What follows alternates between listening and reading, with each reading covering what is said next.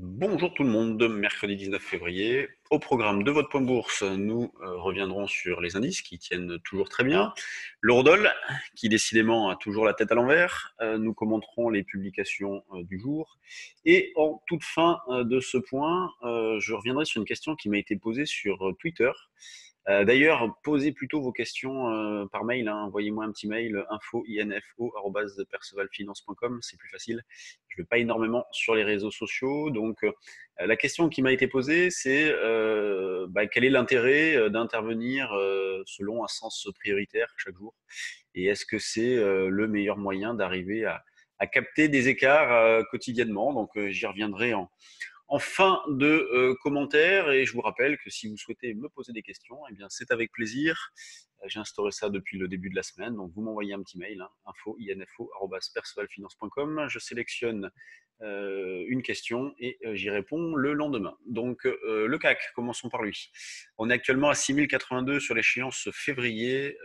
Ces contrats-là expireront vendredi, puisque vendredi à 16h, c'est l'échéance. Donc déjà, dès demain, voire après-demain, nous travaillerons le contrat mars. Alors, il y a très peu d'écart entre les deux, 2-3 points liés au taux d'intérêt.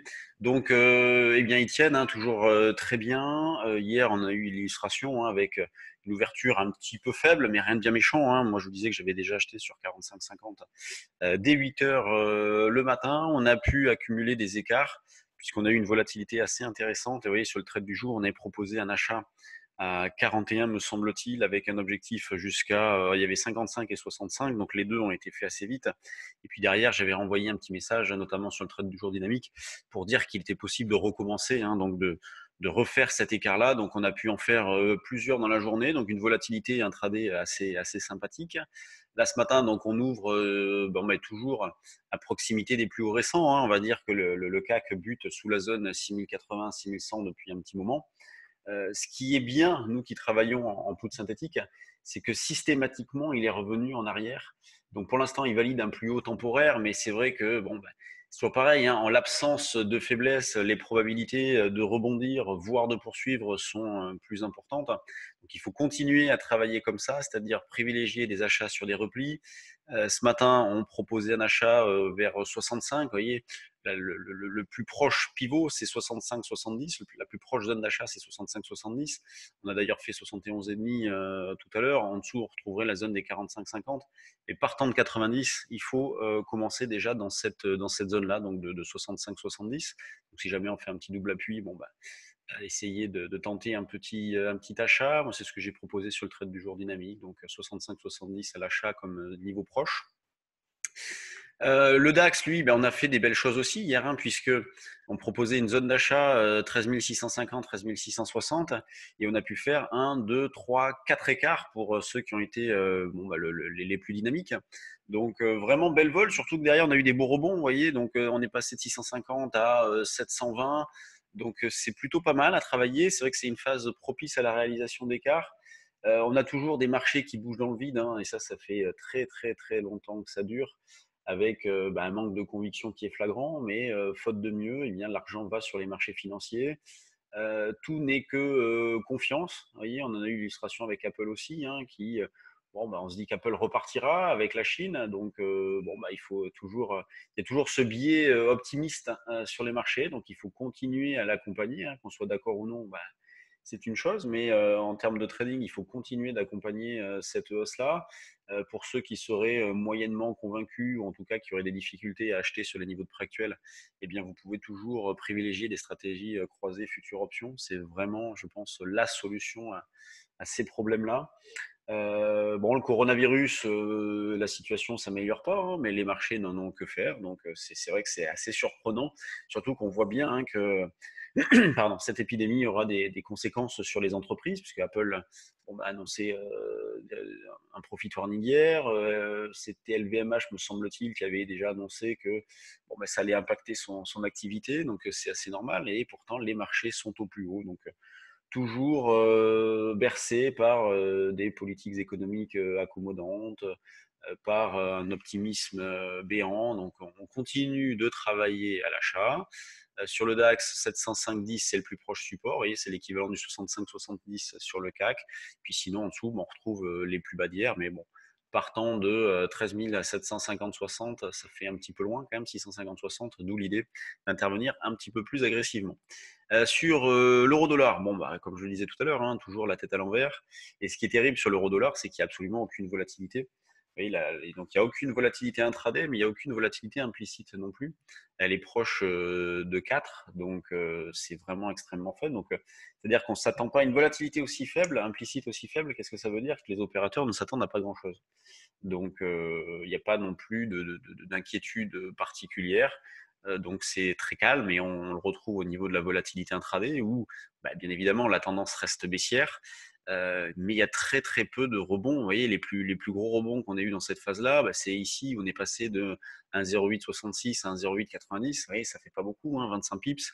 Là, on est passé de 1,0830 à 1,0860. Vous voyez, c'est à peu près la même chose. On retrouve une trentaine de pips. Donc c'est pas beaucoup au vu de bah, l'amplitude de la baisse. Donc bah, ce matin, on essaye de vendre vers un 0,825 pour jouer un double top avec hier à 16h40. Sur les actions, il y a pas mal de résultats ce matin, donc notamment Alten, c'est plutôt pas mal, Atos aussi. On verra que bon, il y a une petite déception. Plastic Omnium qui a sorti ses chiffres, c'est pas mal, légèrement inférieur aux attentes, me semble-t-il. On a Moody's qui a dégradé sa note sur Renault, donc qui passe à catégorie spéculative. En revanche, la note de crédit à long terme reste donc spéculative, la note de crédit à long terme, mais la perspective reste stable. Les chiffres de Technicolor, et on verra que Technicolor continue de s'enfoncer, c'est assez terrible, hein. Depuis 3-4 jours, elle a perdu la moitié de sa valeur. Donc on y reviendra tout à l'heure. Donc commençons par les valeurs du CAC. Vous voyez, donc, et grande, très très grande régularité. D'ailleurs, entre moins 1 et entre moins 1 et plus 1, on a les trois quarts des valeurs.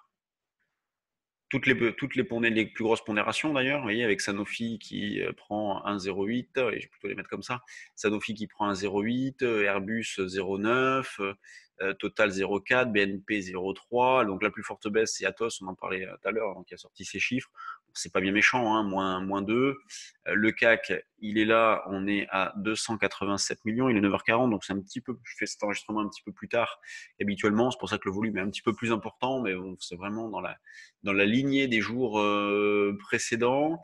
Dans les screeners, qu'est-ce que l'on retrouve? Donc Amoeba hein, qui continue, donc qui avait déclenché un petit signal il y a un petit moment déjà et qui a accéléré ces derniers temps. On a Genomic Vision qui est plutôt pas mal, Admir Telecom, Target qui revient sur ses plus récents, Equinox, Synat, DBV, Balio, Athème. Vous voyez, dans cette phase-là, j'avoue, j'ai un petit peu de mal à trouver des idées sur les actions parce que celles qui y vont, bon, elles sont pas fameuses et ça va hyper vite, hyper loin. Je pense à Novacite dont on a parlé en début de semaine, où franchement c'est hyper violent et regardez les retours en arrière que l'on a. On passe en quelques heures de 2,70 à 1,58. Faut vraiment s'accrocher et nous c'est pas notre intérêt de vous envoyer sur ce genre de valeur là où il y a un côté un petit peu trop aléatoire, c'est un petit peu trop violent. Et c'est vrai que sur les dossiers un petit peu plus solides, un peu meilleurs, c'est pas évident de trouver des idées. Donc c'est pour ça que sur le trade du jour action, on n'en voit pas énormément de propositions en ce moment. Mais en tout cas, ce qui a été fait dernièrement a été très bien fait. Donc bon, bah, toujours un petit peu de spéculation, mais ça reste assez calme, hein, assez modeste. Donc bon, bah, c'est vraiment le même contexte que les jours précédents. Donc il y a tout pour que le marché se comporte toujours de la même façon.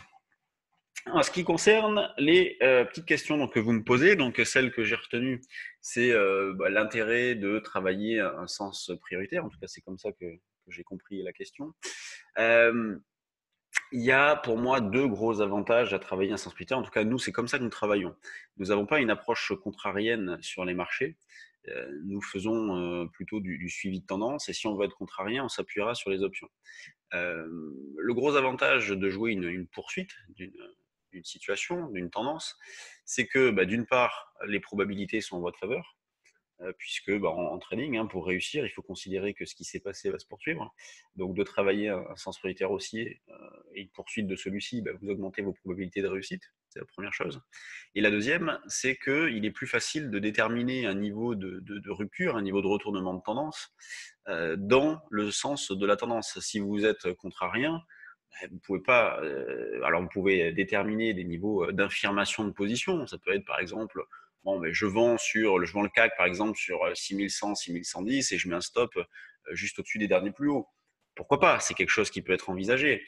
Mais le problème de faire ça, c'est que vous allez avoir énormément de casse. Alors oui, dans des marchés hésitants comme on l'a, mais là, vous arrivez à faire pas mal d'écart puisque les niveaux ont été bien identifiés. Mais vous allez avoir un taux de déchets qui va être très important. Vous voyez, avoir une approche contrarienne sur les marchés, c'est bien pour la frime, hein, entre guillemets, de dire ah bah oui, j'ai vendu là.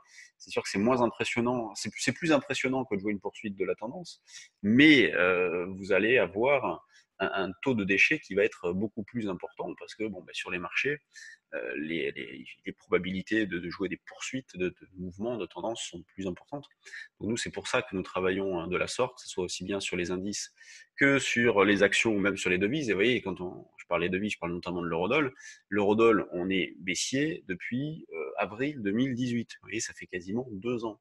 Et entre-temps, on est passé de 1,25, 1,50 à 1,08. Donc ça fait quand même un sacré mouvement. Alors, on n'a pas vendu systématiquement au plus haut, hein, bien évidemment. Parfois, il a fallu gérer des pertes temporaires, mais systématiquement, nous avons eu la possibilité de nous racheter plus bas.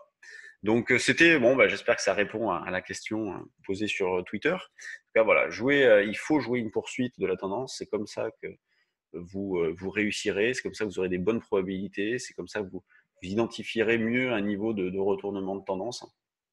Et en tout cas, nous, c'est comme ça que nous travaillons. Et si jamais vous voulez une approche contrarienne, renseignez-vous sur les options. On fait nous des stages dans ce sens-là, notamment la stratégie dite de synthétique, call synthétique, put synthétique ou uniquement des achats d'options secs en dehors de la monnaie. Vous voyez, une petite stratégie assez basique. Allez, je vous laisse. Bonne séance à tous. Et puis, on se retrouve demain. Salut.